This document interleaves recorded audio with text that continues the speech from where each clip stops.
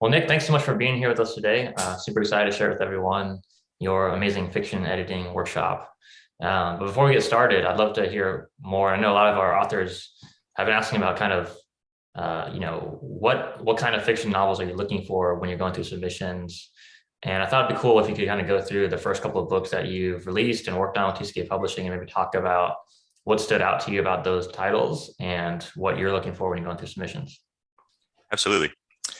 Hi guys, Nicholas Holloway here. I go by Nick. I'm the TCK fiction editor. And yeah, when I'm going through submissions, honestly, what I'm looking for is specific tone and voice from an author. I love those books where I can really pick up a book, open it up, and know exactly which author has written it based on the style of the voice, the style of the writing.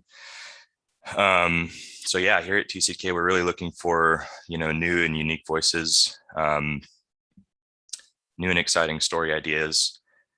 We really do handle all genres of fiction. The first one that I actually worked on was a gothic horror novel called The Devil's Whispers, which was released in February. And essentially it's kind of a mix of Dracula and the picture of Dorian Gray. And what I really loved about that one, I'm kind of a gothic horror fan as it is, but it's written in epistolary format, which is very similar to Dracula, where it's a collection of journal entries and journal entries and letters and telegraphs and all that fun stuff. So that's kind of how you see the narrative is through the eyes of various different characters based on the things that they've written. So that's what really captured my attention. And then just reading through it, I was really kind of captivated by the story. There's a new monster in it that hasn't really hit, mainstream literature yet. So I thought that would be a lot of fun to work with and to work on. Very unique. The second one that I worked on that's coming out in, 10 days, 11 days. It's called Dr. Glass, and it's a psychological thriller. It's essentially about a psychologist who gets abducted by one of her patients, and it's really thrilling, and keeps you hanging on until the end. I'm also working, on the flip side. We're finalizing a kind of a romantic drama. If you want to think Grey's Anatomy meets Time Traveler's Wife. So yeah, it's essentially about a woman who is she gets into a coma, and while she's in that coma, she meets another man who's in a coma, and they kind of learn how to help people within this hospital who are struggling, or family members of the deceased, and they kind of take a guardianship role. And in the process, these two people in this coma fall in love with each other. So kind of interesting. And that's, again, like I said, unique stories. I've never seen a romance. I've never seen a drama where two people in comas fall in love with each other, essentially. So yeah, I mean, just those hooks that really stand out to me. I love, like I said, those types of books that don't fall into typical tropes. Maybe they have similar tropes to successful books within that genre, but there's always that new spin to it that maybe hasn't been done yet. So that's kind of what I'm looking for. And yeah, so those are the three big ones we worked on so far. We have a post-apocalyptic sci-fi currently in the works, and then also a fantasy epic, which is called Oathbound, which we're really excited for. I actually just met with the author yesterday to discuss dev edits. Yes, and it's kind of a mix of A Song of Ice and Fire and Russell Kirkpatrick's Fire of Heaven trilogy. So just a lot of fun, set in a different world. Very kind of subtle magic, which I really like. I'm not really into the fantasies where the magic is just over the top. This is kind of like, in a way, it's kind of like scientific magic, which I think is really cool, alchemy and stuff like that. So yeah, we handle all types of fiction. That's kind of my goal with TCK and our new fiction imprint, which is called Quilla Books, is essentially to form a foundation of all genres, including memoirs. We take memoirs into our fiction category versus nonfiction, because they kind of read more like a narrative. So yeah, we take all genres of fiction, and I just I think part of the reason too is I just love working on different projects and different, I like seeing, different voices and getting different tones of writing. And so, yeah, that's what we've been working on. And excited to keep receiving you guys' submissions. So keep them coming. Awesome. That's great. Yeah. I've been watching some TikToks recently about like multi-creative people, right? People who, we don't just want us to be in like one genre and, just read one type of book. Like, we really love a diversity of stories and projects and hobbies. And so, I think personally, I find that it's a lot more fun. It's a lot more exciting. And I think what I love about, reading different genres too, is like I can take what I'm learning from a fantasy book or a self-help book or a history book and apply that to my own life in different areas, but also to, books that we're working on as well. And so I love that diversity of experience. I think it makes it, I think it just gives us more ideas and helps us be more creative. I agree. Awesome. And I know also you mentioned, you're going to be working on the sequel to one of our best-selling books called Contempt, which is a legal thriller. And so you're going back through that first book. So it was actually a different editor here when we released that book. But you're saying you really loved it. And that is more like a very kind of stereotypical, if you will, legal thriller. So I'd love to hear more of your thoughts on, what really stands out to you about that one. Yeah, I'm really excited to be working with Michael Cordell. I think he's an amazing author. Obviously, he's released Contempt, which is doing exceptionally well on Amazon right now, which is part of the reason we decided to push the sequel, a little bit quicker than what it was in the queue, which is completely fine. That's kind of how publishing works. But yeah, he's written, Contempt, which is a legal thriller, and then he kind of, flipped it on its head, and he did a kind of a paranormal suspense thriller last year, which was really, really cool, called Our Trespasses, that has done really well as well. But yeah, no, it's definitely a new experience for me. I'm so far, with TCK, I've been used to kind of going through manuscripts myself, and this is the first one that's kind of been placed in my lap. And it's legal thrillers aren't my type of leisure reading. However, I think it's really in the voice and in the way that Michael speaks through his narration that really has grabbed me. He can set a court scene and keep you on the edge of your seat, which not a lot of authors can do.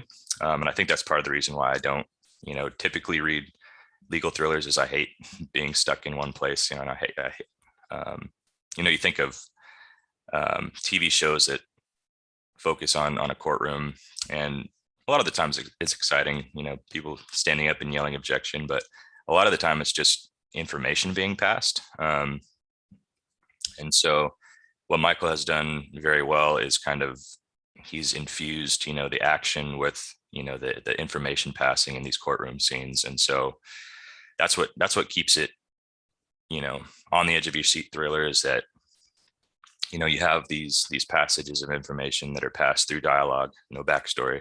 And if it is backstory, it's very minimal, which I appreciate. And then, he intersperses it with, people running, escaping prison. And so there's a lot going on, and but it flows so well. But like I said, it's the voice and the narration and the writing style that really has captivated me with working with Michael. And I'm really, really intrigued and ready to, jump into the sequel once I finish reading, Contempt. So.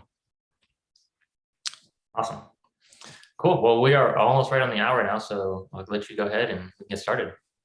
And if you're listening right now, just real quick, feel free to just post your questions, comments, anything in the chat, and we'll do our best to respond to you. Yeah. Cool. So I'll go ahead and share my screen here.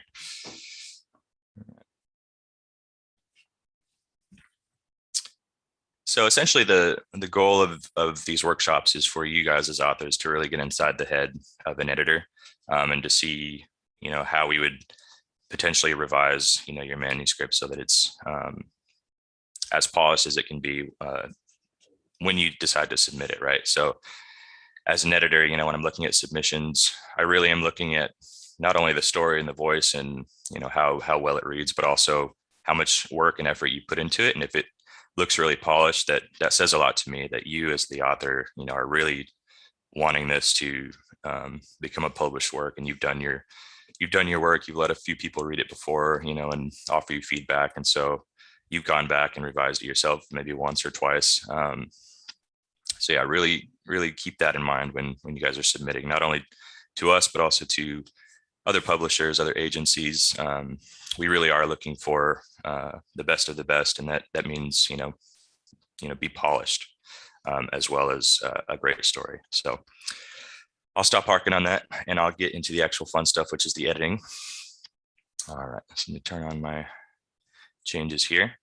A lot of this will be story based. Some of it will be, formatting and stuff like that, which is just kind of, I just do it as I'm doing the dev edit so that it's easier for me later on down the road. All right, so I usually just do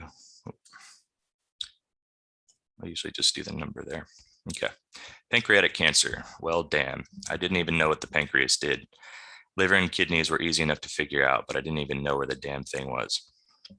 So I would potentially just move this down, start with a very kind of profound message.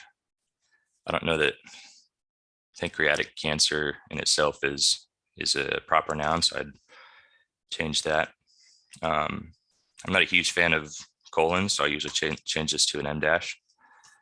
And considering it's potentially someone's thoughts, I would maybe italicize it like that, just to give it a little extra oomph there.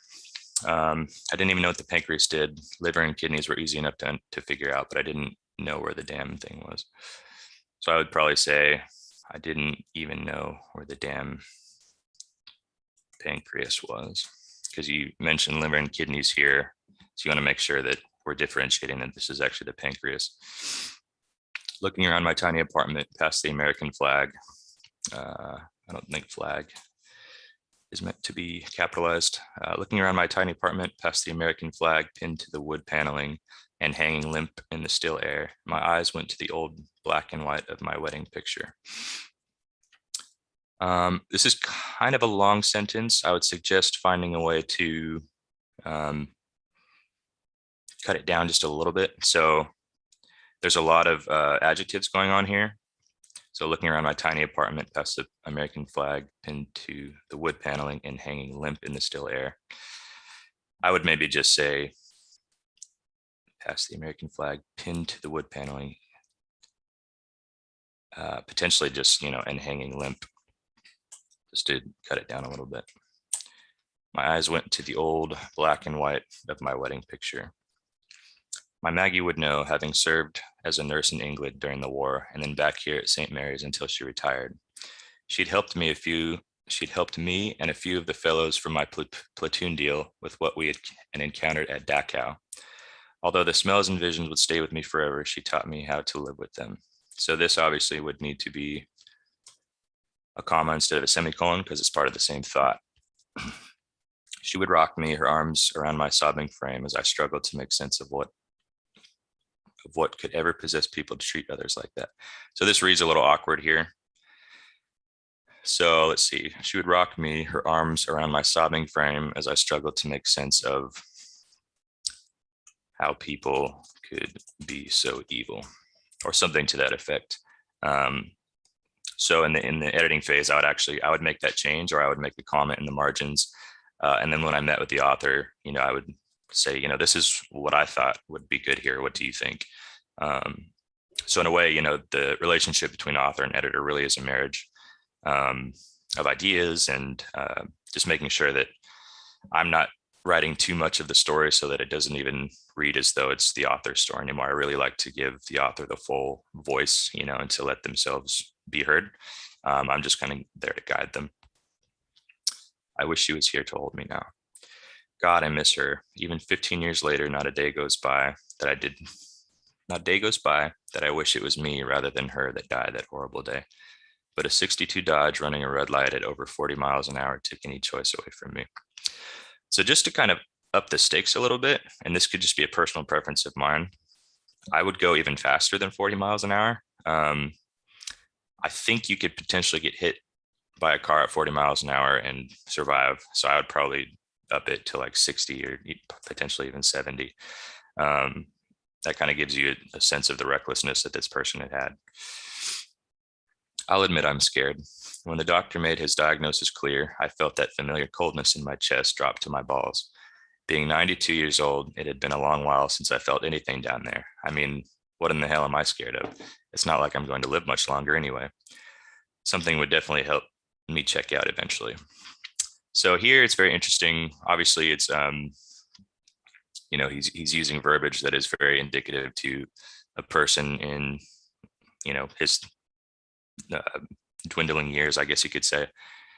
So I think this in terms of voice really caught my attention, and it's like, okay, that's really funny. It's makes the coldness in my chest drop to my balls. I mean, I think that's how people speak. So that speaks a lot to the voice and being an author. You don't want to just use like very, I guess, not boring language, but you really want to showcase your voice and the character's voice. So don't be afraid to do that, especially if it's in first person like this. It's a little different with third person. You kind of have to give the reader, physical cues of how the character is feeling based on, gestures they might make, or the way their eyes might shift, or how they speak. Are they yelling? Are they screaming? So I really enjoy, books and authors that have that distinct voice. I pushed the button on my automatic lift chair, which my kids bought a couple years back. God bless them. I don't believe that bless should be capitalized, or maybe it is. Let's see. Nope, this just doesn't recognize that's one word. They might not visit as much as I like, but they still took care of their old man. Okay, let's see here. They might not visit as much as I like, but they still took care of their old man. If they hadn't gifted it to me, I'm sure they would have found me dead in my old chair. So I'm kind of reading ahead here. This is a little interesting because it's present tense that switches into past tense, which technically could work because I think he's talking about, the fact that they bought him a chair in the past, so they took care of their old man. But what I would suggest is keeping this all, present tense and saying, I would say that they always take care of their old man. So they might not visit as much as I like, but they always take care of their old man. If they hadn't gifted it, kind of remind us what it is. If they hadn't gifted the lift chair to me, I'm sure they would have found me dead in my, obviously there's two different chairs in the sentence, so it's a little awkward. So I'd maybe change this to rocker. I'm sure they would have found me dead in my old rocker. Between my knees and the loss of my strength in my arms, I probably would have starved right there. It's a little awkward, so I'd probably say, clarify a little bit. So hunched between my knees, and then the loss of strength in my arms. I would just say, and with no strength in my arms, I probably would have starved right there. I shuffled across the room towards the table where another gift from the kids lay. I've always been bad at lay and lie. I know that there's so many different people that follow so many different rules in regard to lay and lie. So I try to avoid it as much as possible. So I would probably say I shuffled across the room towards the table where another gift from the kids sat or stood, depending on what it is. I made sure I took small steps and had a firm grip on my walker, just like the nurse at the VA Medical Center taught me. So here we go. Here's a little bit of backstory, right, that you're telling us about this character without actually giving us a dump of backstory, his time in the Army and maybe his frustrations with, the VA.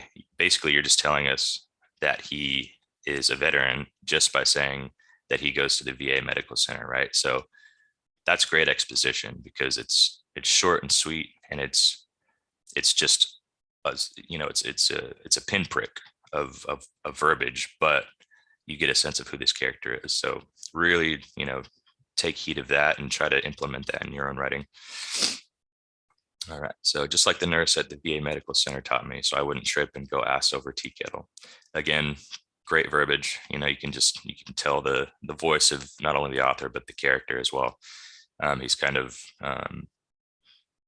maybe not short fused, but he he doesn't really care about being politically correct and all that good stuff. So really, really cool. I might bust a leg or my neck like the hollow bones of a robin. It's a nice simile right there. Exchanging the walker for the kitchen chair, I ran a hand over my liver spotted skull and pushed the strands of the pullover back in place. I'm assuming that pullover is in regards to his hair. I think of pullover as a, like a sweater. So I might, it's might read a little confusing to some readers. So I ran a hand over my liver spotted skull, and I would say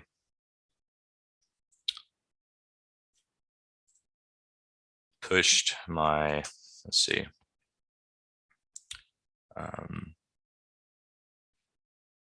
This is, I would probably go back and work with the author on this, but something to this effect, push my dwindling hair back in place. That way you're kind of suggesting that his hair is pretty much gone, but he still has some of it. And that, that mentions something about the character too, is that he still, he pushes his hair back, he cares about his looks at least somewhat. So he's not completely decrepit and just given up. So again, another small character thing. I dragged my tablet towards me. When the kids bought it, I thought they were nuts. What did I know about such fancy gizmos? But I admit, after they showed me how I could move around on it, it was fun. I could travel the world right from the comfort of my own home. I streamed all the old dusters and war movies rather than watch that crazy superhero crap or reality bullshit that's on every channel. Again, voice, you really get a sense of this character. They want to see real heroes. They should have been with me when we stormed the beaches of Omaha. So this should be a comma because it's in the same thought. And I would probably say, if they want to see real heroes, they should have been with me when we stormed the beaches of Omaha while the Nazis threw everything they had at us. I would probably, I don't like ending sentences on, at us, or ending with, a turn of phrase like that. So I'd probably say,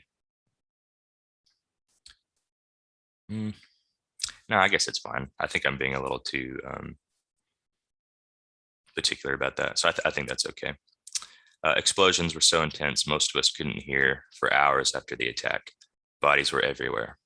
Brothers, childhood friends, and buddies from small towns you never heard of. So the semicolon works here, right? Because it's an extension of this previous sentence. Typically in creative writing, and here's another thing, is the Oxford comma. A lot of writers, they're really unsure of what to do with it, if to use it. My golden rule is, if you're writing technical writing, marketing stuff, you generally wouldn't use the Oxford comma. I would say with all creative works like novels, short stories, my rule of thumb is to use the Oxford comma. And I guess the reasoning for that is because, you could submit it to so many different places, and if it has the Oxford comma versus not having it at all, it just, I don't know, I think it opens you up to different types of publishers, I guess. Cool.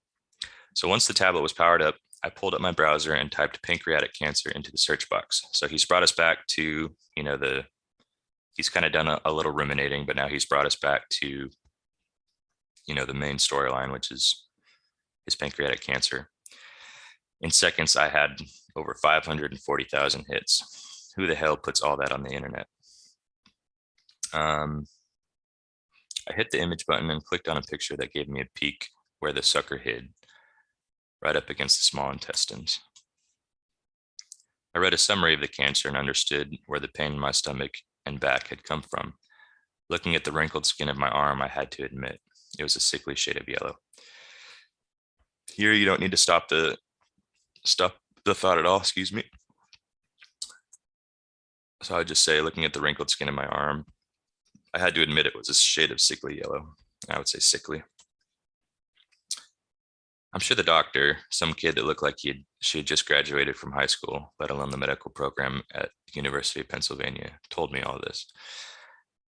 So a lot of information on the doctor and, this one, I guess, yeah, one aspect of the sentence. So what I would suggest here is, because it kind of breaks up the sentence, the gist of the sentence is, I'm sure the doctor told me all this. Um, so here, instead of putting a comma, it's kind of like its own different random thought. I would do an end dash and finalize it here. So it's, I'm sure the doctor, some kid that looked like she just graduated from high school, let alone the medical program at the University of Pennsylvania, told me all this. So it almost kind of reads like its own sentence in a way. And it doesn't really, it doesn't, commas, I think, break the flow of sentences. So end dashes actually are a really good tool to use. Just don't overdo it, because you can. I've seen it before where it's just like end dashes everywhere. So just, be cautious with how much you're using them. But my mind went south at the word terminal cancer. Let's see, I'm not sure why there's a semicolon here. What you could just do is, to make this stand out, because these are the actual words that he saw in Google, I would just bold it. But my mind went south at the words terminal cancer. Or some people like to, put the single quotation there. Either way, I mean, just to kind of make it stand out that those are the words that you're actually saying. Or you could even do it like this, where you're giving the reader something different to look at. Let's see. So some editors might do it like this, where it kind of breaks up the page a little bit. Readers do like to see some white, and what I tell on the page, what I tell my authors sometimes is like, really look at the size of your paragraphs, and if they're huge, find ways to break them up. Because, and I'm kind of like this as well, where if I open a book and I just see an entire page that's one paragraph, it's just this massive block of text, I kind of sigh to myself. I get kind of daunted. I'm like, okay, time to carve through this paragraph. So, recognize that reading is a very visual thing. Same as watching movies and TV. You want to keep the reader kind of intrigued and moving along with your novel. So really give them some white space sometimes. So this would be another thing that I would potentially do. She rambled on for a good 10 minutes while I sat there with my mouth open like some damn idiot. It wasn't until she reached over and shook my arm. So because we've broken this up here, remind us who she is. So the doctor. And because it is, this happened past tense versus the present, which is we're sitting with him in his living room, I would say the doctor had rambled on for a good 10 minutes while I sat there with my mouth open like some damn idiot. It wasn't until she reached over and shook my arm did I acknowledge her. How long, I remember asking. Ellipses, technically this works here. I would make it more of a stutter though. Something like that. Well, I guess I would keep it capital to match the other one. So it's kind of like how he's stuttering. I think ellipses, to me, it's kind of like you're trailing off rather than either stuttering or being interrupted by somebody. So ellipses is kind of, to me, it's like a thought that just kind of like passes and you just stop talking about it, or you don't want to talk about it anymore, so you just go silent, something to that effect. Yeah, I definitely agree with that. And I think that's something really important about dialogue, is to make sure like you act out that scene in your head or even speak it out loud, and you understand who that character is, what emotions they're feeling, and how they would actually say that. And you try to write the dialogue that's most accurate to fitting how you think that scene is going. So in this case, definitely, I 100% agree with you. I think it's much more likely, at least the way I'm visualizing that scene, that that with the M dash there, feels better to me. Yeah, and I think what I was telling my author yesterday, the guy that is writing the fantasy novel, he likes to get a lot of backstory out by kind of telling the reader rather than showing us. And so that's something that I'm working with him on, is really think of your book as like you're watching a TV screen, And you want it to be as visual as possible, right? Because if your book gets picked up and made into a movie and you have a scene where all it is, people sitting in a silent courtroom just staring at each other, but then you have all this exciting backstory happening, like how is the audience going to be able to see that? You know what I mean? You can't have a narrator just basically presenting all this backstory while you, the audience member, are sitting staring at, a scene with people in a courtroom just staring at each other. So if you have exciting backstory to get across, try to get it in through dialogue, or try to show it to the audience or show it to the reader. But yeah, kind of just a tangent on what Tom was saying. Really try to visualize what it is you're writing, because that's going to keep the flow and the pacing of the scene moving forward. All right. How long? I remember asking. I would probably say I remember stuttering, or potentially even I had stuttered, or because we've already brought us in the past with this had, you could even just keep it like this. So the doctor had rambled on for a good 10 minutes while I sat there with my mouth open like some goddamn idiot. It wasn't until she reached over and shook my arm that did I acknowledge her. How long? I stuttered. Because it's so advanced and has spread to both your lymph nodes and your liver. And say, I'm guessing you have between 6 and 7 months, she said with genuine emotion. Here, with genuine emotion, you're kind of telling the reader rather than showing the reader.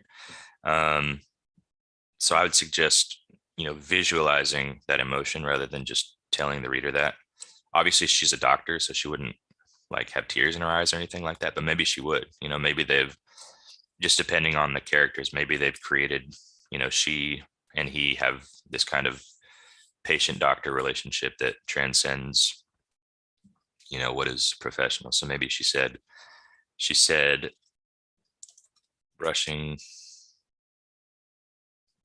a knuckle to her eye or something like that. You're visualizing, you're showing the reader like, oh, there's some emotion going on there, rather than just telling us. Even through my fear, I could see that the announcement affected her as well. No way in hell I could ever do her job. I potentially italicize that just to, give it a little oomph. No way in hell I could ever do her job. Hell, I went through the battle for Europe and another stint in Korea, but I could never sit there and tell someone they were going to die. Had a long life, Doc, I said, struggling to stand. She jumped up and helped pull me from the chair, ensuring I had a firm grip on my walker. I lost my wife and a lot of friends along the way. It'll be nice to meet them again. This character's already met these people, so I would say see, or potentially even hug. Just kind of, give it something else. There are treatments that might prolong, she tried to say, but I shook my head, cutting her off. So same thing here. Instead of ellipses, I would do an end dash, because she's being interrupted. And then I'll omit this comma here. There are treatments that might prolong. And because he is about to cut her off with dialogue, you don't necessarily need all this. So I would just cut all that out. And then I would just do something like this. So that's a little more, it keeps the dialogue flowing. So there are treatments that might prolong. I don't think so, Doc. I interrupted. I spelled interrupted wrong. Look at that. I will not piss away what little inheritance I have from my family just so I can lose what little hair I have left in shit liquid for a couple days at a time to gain a few hours. So a lot going on in this sentence.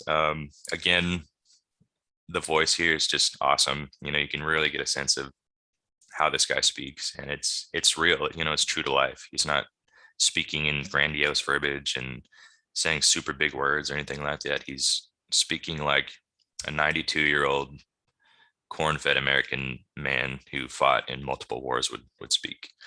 So I would, however, probably break up this sentence a little bit because it's getting kind of long. So I will not piss away what little inheritance I have since his wife is dead, I'd probably just say for my children. And you don't technically need the comma here. What little inheritance I have for my children, just so I can lose what little hair I have left and shit liquid for a couple.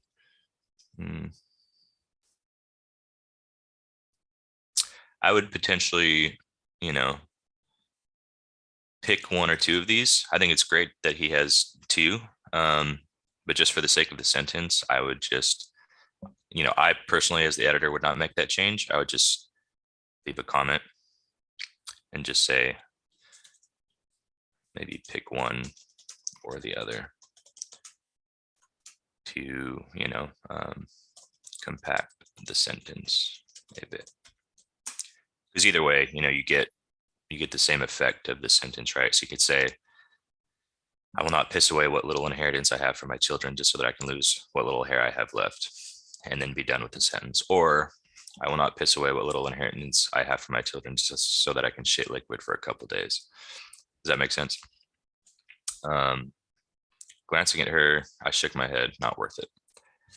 Here's a prescription for pain. You will need it as this progresses. I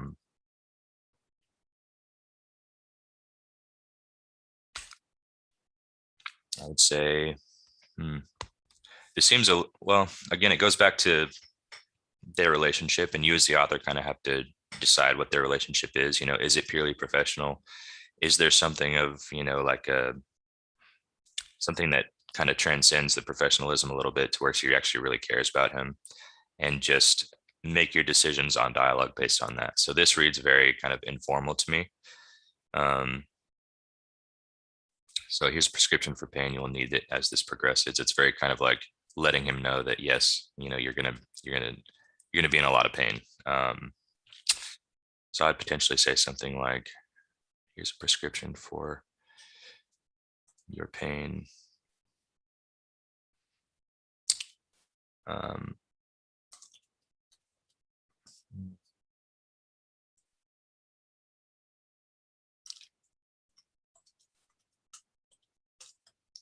And then maybe say something, the way that I've kind of perceived it is that she has, certain maybe fatherly feelings for this older man that she's worked with for so long. So here's a prescription for your pain. You're probably going to need it.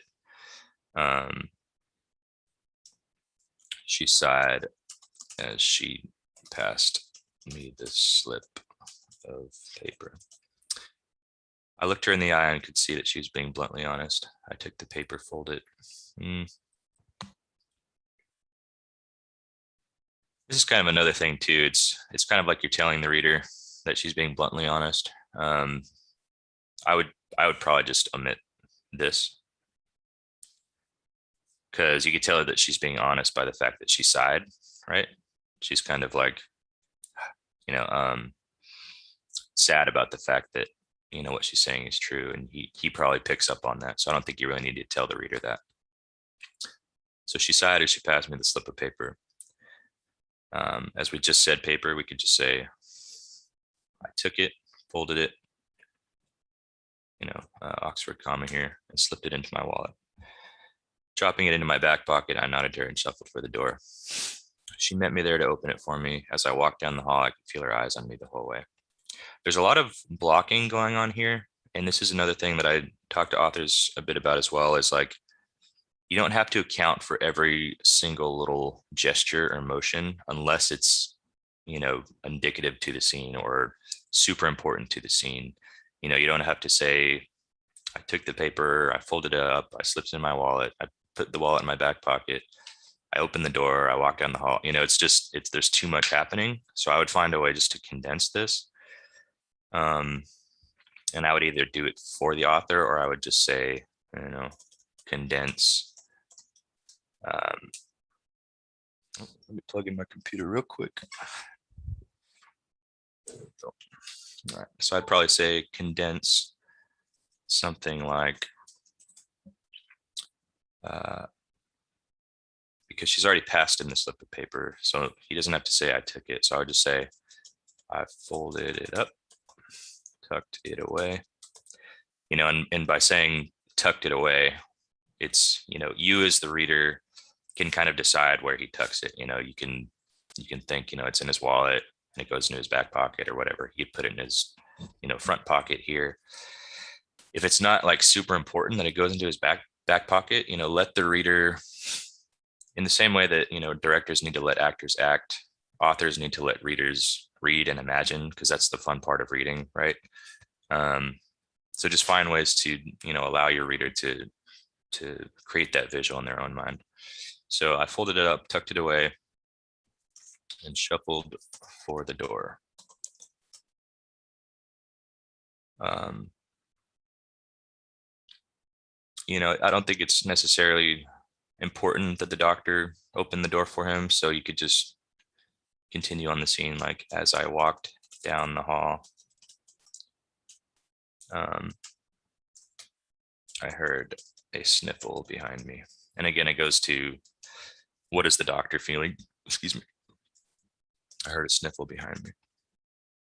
So that's just that would be like a note that you would see in the margins from your editor. Not necessarily saying that this is badly written. It's just, it could be condensed. Cool. Let's move on here. I looked up from the tablet, scanning the apartment again. So he's bringing us back into the present, which is nice. We have this little bit of backstory here, right? But it is, it's visual. You as the reader can see this. It's not overly long. It's, maybe a full page, maybe looks a little bit less than a full page. So, if you're going to give us backstory in flashback like this, again, don't just tell the reader, put them in the scene with the characters as well. And you'll have a much more exciting scene, I promise. So here we are back in the present. I looked up from the tablet, scanned the apartment, and wondered how to break the news to Richard and Gail. So I like to, when something in a sentence is happening in threes, I looked, I scanned, I wondered. So keep it all, rather than looked, scanning, and wondering, keep it all the same, I guess, so that it's, it's punchy. Let's see, to Richard and Gail. And then it's like, well, who's Richard and Gail? Maybe they're his children. Both were retired and enjoying their time off, although Richard was on call for his son Tyler when there were questions about the store. I felt proud that Tyler agreed to continue the family tradition and not sell my old store to one of the bigger companies. He was the third generation to own Wilson's Groceries. After returning from my Korean stint, Maggie made me promise I would stop looking for wars to fight and settle down. Okay, so there's a lot that he's giving us here in this one paragraph. So this is a good area where we could actually break this up. So both were retired and enjoying their time off, although Richard was on call for his son Tyler when there were questions about the store. I felt proud that Tyler agreed to continue the family tradition and not sell my old store to one of the bigger companies. He was the third generation to own Wilson's Groceries. So that in itself is a paragraph, right? Because we're talking about Tyler for the majority of it. And now we're talking about the main character again. So this would become its own paragraph. After returning from my Korean stint, Maggie made me promise I would stop looking for wars to fight and just settle down. Using the money they cashiered me from the military with. Okay, so that reads a little awkward, right? So I would say something like awkward. And again, this is as an editor, and this is something that I tell my authors a lot. I'm very conversational in my editing and in my writing comments, so this varies with editors. Some are extremely professional, some are very conversational. So honestly, like our jobs are really to just help you put out the best product. So really take all notes and comments with a grain of salt and recognize that we're not trying to bash you. We're not trying to belittle you or anything like that. It's really just, we want to be on a, editor author relationship and be able to speak freely about the verbiage. So I'd say it's a little awkward. Maybe something like, Using the money they cashiered me from the military with. I would just say using the money I earned in the military. And I would bring that to the author. And if they were like, well, no, that's not really how it works, I would have them explain it to me. And then we could work together on finding how to, make that sentence a little less awkward. But for now, I think that's a good, kind of placeholder until we get there. So using the money I earned in the military, we purchased a small butchery from an old Italian who was kind enough to teach me the ropes of running a business before retiring. I think you can get rid of this. An old Italian, is it a man or a woman? I'm not really sure. I would clarify that, just for fun, I would say a little old Italian lady. I think of my grandmother.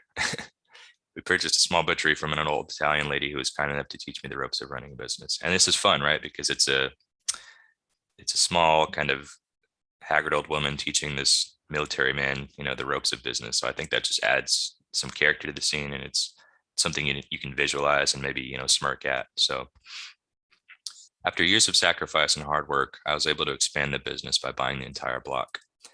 Gambling every cent we owned, I raised the older buildings and put up a large building that would house a fully stocked grocery store. I would say, again, the sentence is getting a little bit long. It's not overly long, but I think there are ways to condense. I'm always looking for areas that we can condense and shave. Gambling every cent we owned, I raised the older buildings and put up a large building that would house a fully stocked grocery store. I guess it's not bad. I guess we can keep it. As they grew older, both my kids worked in the store, and while Gail followed her mother into nursing, Richard stayed on. And because we're in the present, I would just say now Tyler carries the name, because he's still carrying it, right? To this day, even past this current scene that we're in, like Tyler's still going to carry the name. But now my news would screw up their retirement for close to 6 months. At least when Maggie went, it was fast. Although the pain of her loss almost shattered me, I didn't have to watch her slowly die while she withered away in agony. I would spare my kids that pain. I like really kind of sentences that break up paragraphs that really emphasize what it is the character's feeling or how they feel about something, or theology or something like that. So what I would say is I would bring this down and make it, its own sentence, its own punchy kind of thing, because then it showcases him as the character also, right? Like he's so selfless that he doesn't want to put his kids through this, what he went through. So I didn't have to watch her die, or although the pain of her loss almost shattered me, I didn't have to watch her slowly die while she withered in agony. I would spare my kids that, I would say, that particular pain. Yeah, sometimes Microsoft Word is like, you don't need this adjective, but this is creative writing, so, be creative. I stood and shuffled to our picture, seeing one other photograph that sat proudly on my wall of me receiving the Bronze Star by none other than Eisenhower himself. All right, so let's see here. I feel as though he already walked to the table. So I would say, or he already stood up. So I would say I shuffled closer to our picture and noticed seeing another picture that sat proudly on my wall. I would say I shuffled closer to our picture and noticed another that hung proudly on the wall.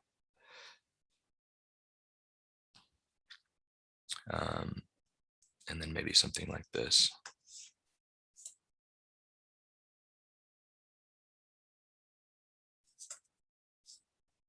Yeah. So I shuffled closer to our picture and noticed another that hung proudly on the wall, me receiving the Bronze Star by none other than Eisenhower himself. So you see, it's the exact same sentence. It just, we changed a couple of words and we've added in that M dash so that you can really visualize that particular picture hanging on the wall. That's what you're looking at, is me receiving the Bronze Star by none other than Eisenhower. And you can see it, you can see them shaking hands. You can see Eisenhower's, stone face grin. So yeah, really just find ways to just do those small little adjustments. Maggie had been so proud, but that turned into a coldness that was biting when she learned why I was awarded the medal. I would potentially bring this down into a new paragraph.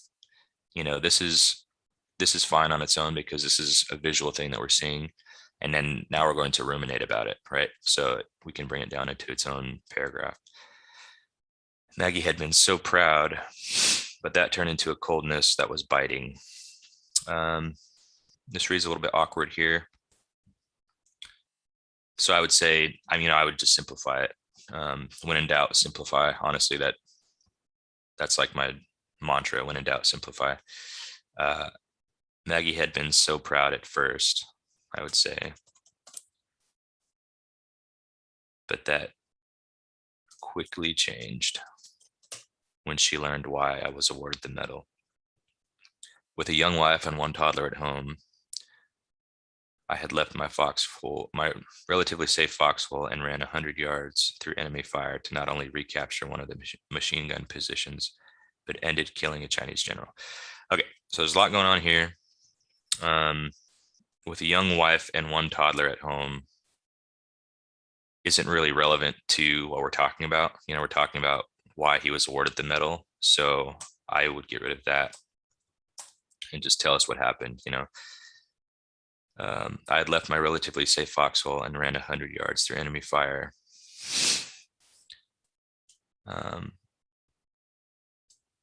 Not only to recapture one of the machine gun positions,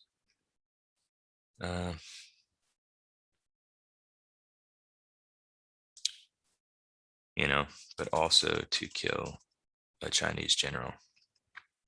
And that's another area that me and the author could sit and talk about, like, was he actively trying to kill this Chinese general? Was it an accident? And then based on whatever the author says, we can make adjustments to the sentence. But for now, it's to recapture, to kill, so keep it consistent. Even though we might have been overrun if someone hadn't secured that position, she didn't think it should have been me. She didn't talk to me for a week. Passing the picture, I scooped up our wedding photo, and yeah, I'm not a huge fan of commas after ands. So what I would say is,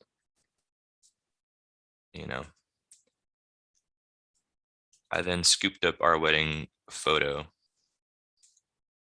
after sticking it in the front pouch of my walker, moved back to my chair in the living room. Okay, so let's visualize it a little bit. So he picks up this picture, he puts it into the little pouch, and he walks to his chair. So I would just say, I then scooped up our wedding photo, tucked it into the front pouch of my walker, and slumped back in my chair. So keep it moving, keep the pace moving. I scooped up the wedding photo, tucked it in the front pouch, and slumped back in my chair. Easy peasy. Settled, I grasped. You don't really need to say settled because we get a sense that he's settled in. I grasped the frame with my knobby arthritic fingers and looked at the only woman I had ever loved. Hey kiddo, going to be together again soon. You owe me a couple of dances, I said as my tired dark blue eyes began to tear up. Not sure what I should do about the kids. Tell them the news or keep it to myself. Maybe pose this as a question. It's almost like he's having a conversation with the picture with his wife, right? I don't want either to be sitting here for the next while holding my hand, waiting for me to go. That would just extend the pain. I know Gail took care of dying people all the time, but I also know she changed apartments in her last years because it was haunting her. So the author here this is an area where the author is trying to get out a lot of information, right? He's trying to tell us about Gale through the dialogue that he's having with his wife, which is fine, but just remember how much you're actually giving to the reader at any one time. This could be a lot. This is a lot that he's saying to his wife. And so just consider, put yourself as the author into this man's shoes, and like you're actively sitting there looking at a picture. Would you talk to it specifically? Would you think these things? So it really just depends on you. You could change this whole bit of dialogue and turn it into italics, which would be, like a thought, right? So really just try to keep it as natural and as true to life as possible. So let's see. Hey, kiddo, going to be together. And I would just say, I'll be seeing you soon. You owe me a couple of dances.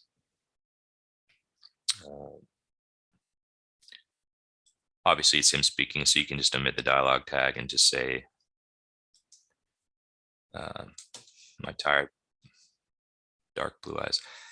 If it's necessary that he has dark blue eyes rather than just regular blue eyes, and keep it. Otherwise, I would just say, my tired blue eyes begin to tear up. Not sure what I should do about the kids. Do I tell them the news, or do I keep it to myself? I don't want either to be sitting here for the next while holding my hand and waiting for me to go. And then I would just end it there. I would see if this information here is, super important for the reader to know. So I would, instead of deleting it, I would just strike it through, and I would leave, a comment as well. Oh, shoot, I never finished that one. So let's highlight this. So this is the bit we just struck through. Is it important for the reader to know that Gale, worked in medicine? If not here, potentially we can show her in medical garb later on in the book. So this is a prime example of, instead of telling the reader a bit of backstory, you have an entire book. So show us it later on rather than telling us it here. All right. I traced my finger across that incredible smile and down her dark flowing hair, my heart aching. Technically this is fine. I'm not a huge fan of this type of thing where it's, you have a sentence, basically an entire sentence. I traced my finger across that incredible smile and down her dark flowing hair. You could literally put a period after this. And then you add with, my heart aching. You could just say, my heart ached as I traced my finger across that incredible smile and down her dark flowing hair.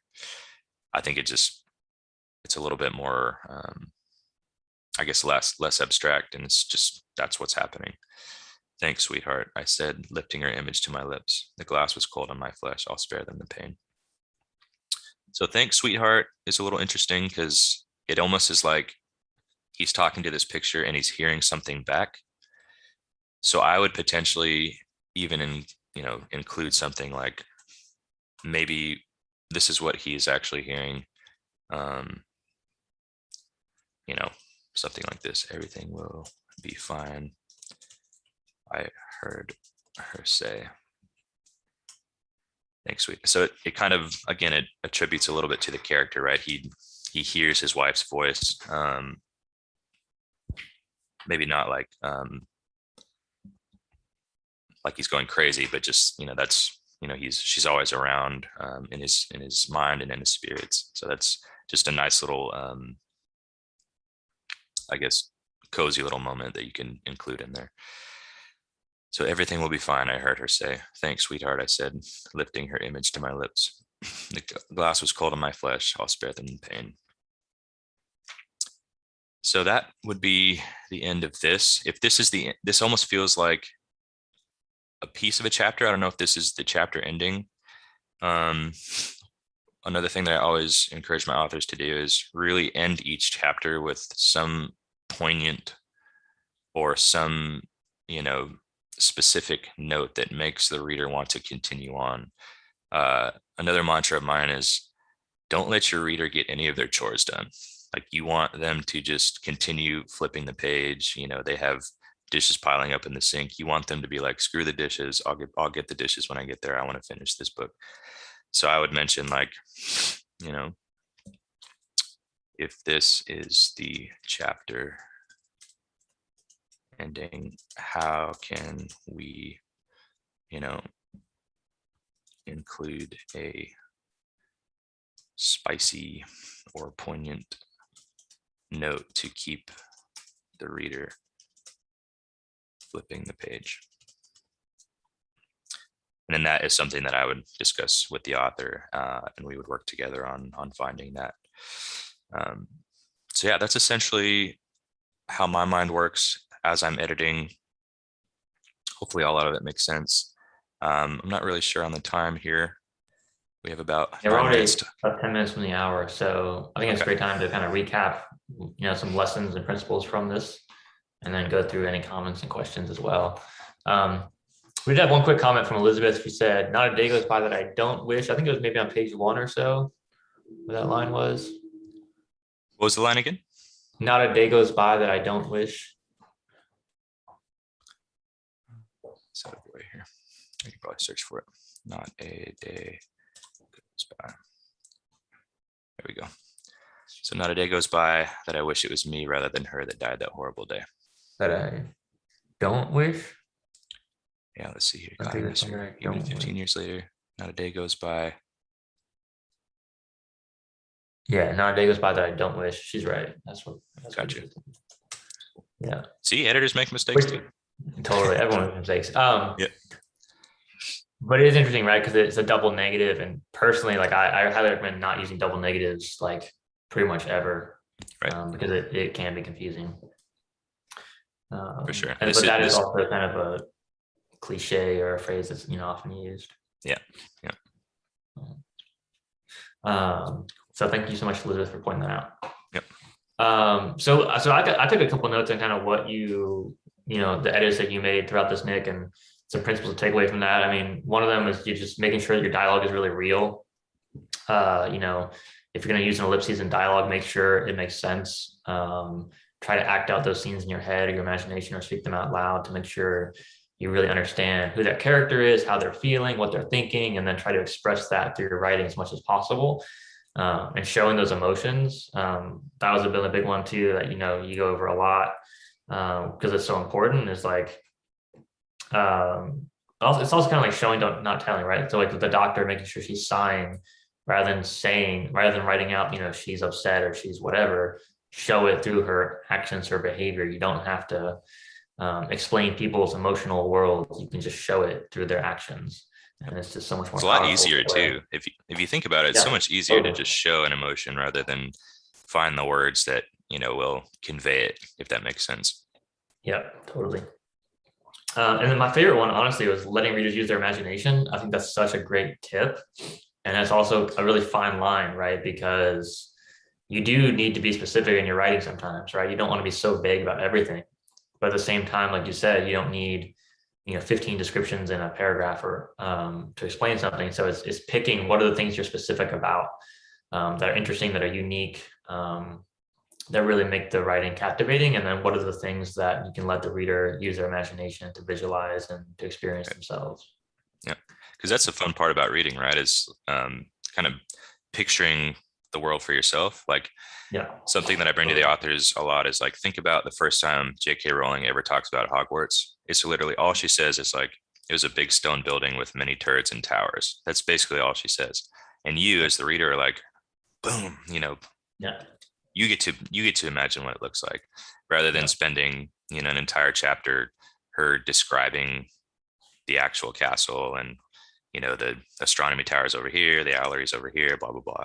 It's just and as the books in the series progresses, she takes you to those places, and you might not even see the Allery until book 3, but you get there eventually. So you still, especially with series, like writing series, you have so much time to present, information and backstory that you want to get across to your reader. It doesn't always have to be right at the beginning. You know what I mean? Yeah, definitely. Cool.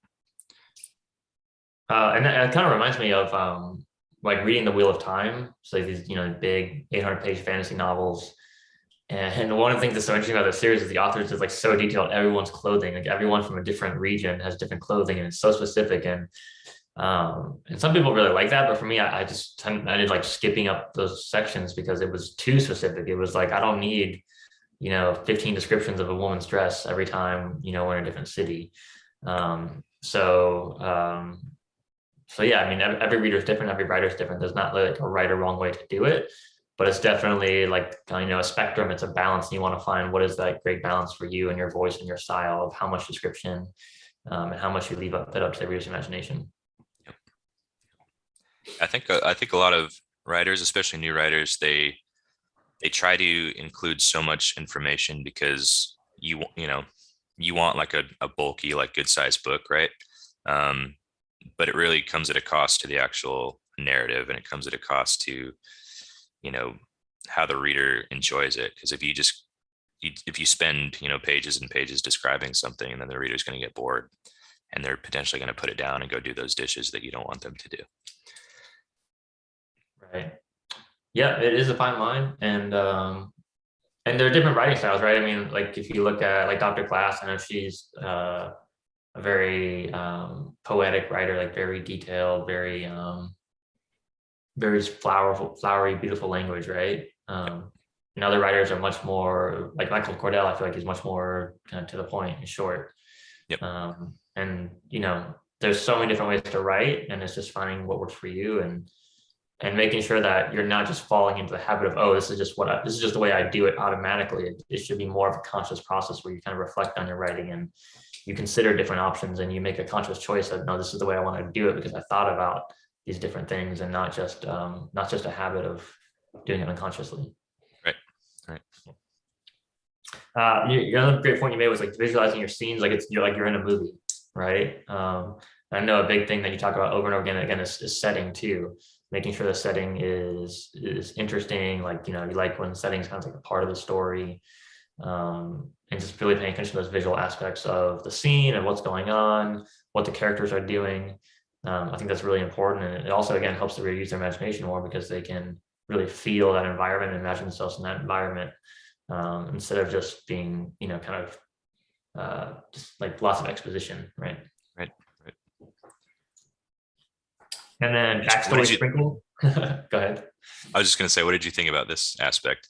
Just breaking up the page and visually giving the reader something else rather than just paragraphs. I like this kind of stuff where it breaks it up. This could be somebody looks at a watch and they see the time in this kind of fashion. Totally. And I think it does stand out. It breaks up things. It makes it more interesting. It's not something you have to do. It's it's an option, right? Right. But yeah, I do think that things like that can really make it just much more interesting to go through a book, because it's when everything is just a paragraph, it can get old after a while. Yep. It's also for a similar reason. You mentioned breaking up long paragraphs into shorter ones and having white space. I think all of that is a really important aspect of writing as well that can be undervalued by a lot of first-time writers. And I think that you talk a lot about pacing as well, like how fast is the story, how fast is the writing, how short are the sentences or long are they, and so on. And that also helps with that as well. Like it shouldn't just be every paragraph is 5 sentences, because it just gets old and boring. It doesn't feel as exciting or interesting. So I think that variation is important throughout your writing. Yep. So then backstory sprinkles of, you want backstory, you want to know who the characters are and get a sense for their characters, but you have to find kind of creative ways to do it without just, huge paragraphs of telling what happened in the past. And so I think you made a great example there of saying, he's going to the VA center, right? Yep. And he's a veteran. You don't have to say, he's a veteran and have 5 sentences about that. It's just, 3 words and you got it. And you got Yep. that whole backstory right there. So simple. And that kind of goes back to what I was saying. Like one of my mantras, when in doubt, simplify. That's it's huge, and it's hard sometimes because you want to present, this really kind of grand sentence. But then if you go back and read over it a few times and it's just like, oh, there's just too much going on. I don't know what to do. Just simplify it. You're not going to get docked by anybody. The reader's probably going to, applaud you actually for simplifying it, for making it easier for them to understand what you're trying to say. So Definitely. And I think that's, personally, like I love like kind of more plot heavy stories because I love like the action. I love the progress. I love characters having goals and going through struggles and challenges. And I love that stuff. Right. And so for me, like I appreciate more fast-paced stories personally as a reader, and not everyone is that way. Right. But because that is kind of my preference, like I like thrillers and mysteries and time travel stories and stuff where like lots going on. Um, and so I guess it's something to think about when you're writing is how fast are you moving that story ahead? How much progress is being made? And I know you've worked on like storyboarding with authors before and like, rearranging timelines and things like that. And I think it is important to remember that like every scene has a purpose, right? And even if you're saying, oh, I'm building the backstory in this scene, it still needs to do more than just build the backstory. It needs to move the story forward, right? right. It needs to show you what the character's goals are, or what the story, where the story is going, or it needs to make some kind of progress in the story. And I think that's really important too.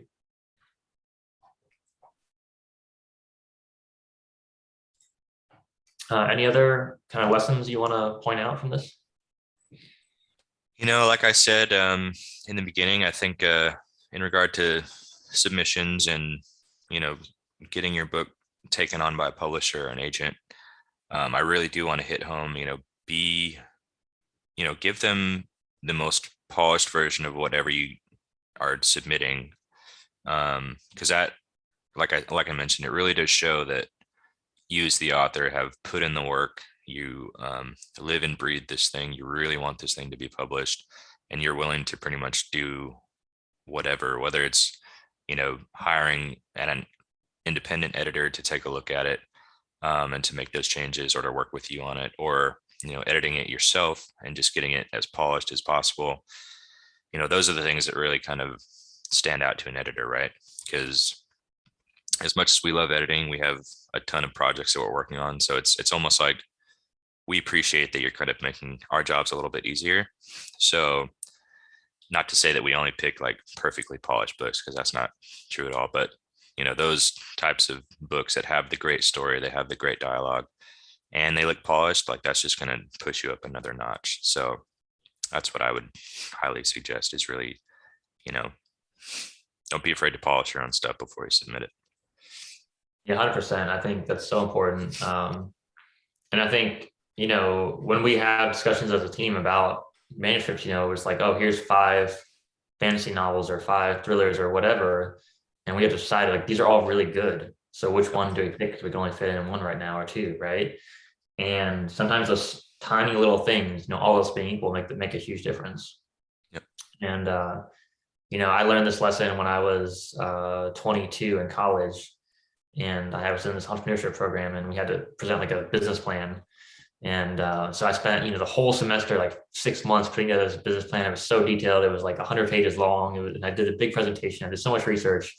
But there was one thing I didn't do, which I didn't put prices on the menu. It was like a restaurant business plan, right? And I knew I could, and I knew I should. And it was just one of those things. It was like, I just feel like I did so much work. I don't need to do that. Like I did, I'm going to leave that out. And that was what the investor said, hey, like, if not for that, I would have invested in your business. Like I would have made like, that was a lot of money I missed out on. Right. And I think it's, it was such a great lesson for me. And I'm so glad, and if I had started that business, maybe I wouldn't be doing this business, and, my life wouldn't be as great as it is now. But the point is that the lesson is, if there's something about your manuscript you can make better, that's up to you to do it.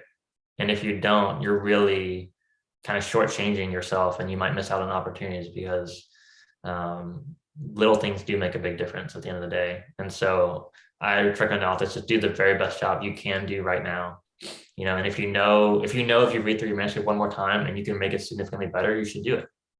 Right. And then when you get to the point where it's like, okay, now I really need help because I really have put in everything that I thought I could do to make this as good as it can be, that's when it's time to submit and to work with an editor, and to really pursue publishing, because that's when you have the best shot of success. And conversely, on top of that, I think if you as an author are putting in the work and you self-edit your book, 4 or 5, 6 times, and you have just reread it over and over and over again, eventually you're going to get to a point where it's not exciting for you anymore, and you don't, you kind of, I've had this with my own books too, where I kind of fall out of love with it after I've edited it so many times, and I'm just like, I don't want to edit this anymore. Like, and then I pass it on to somebody to read, and they give me their input on it, and it really kind of sparks that love for it back again. And if you got to get to a point eventually where you can always edit and change things, but you're going to get to a point where it's really, really good, and it's good enough. So it's almost like pushing the baby bird out of the nest. Like, you got to eventually, you can revise and revise and revise, which is great. Because you also got to know when it's time to publish it, like you were saying, Tom. Yeah. And I think having beta readers helps a lot. Having, being on a writers group helps a lot.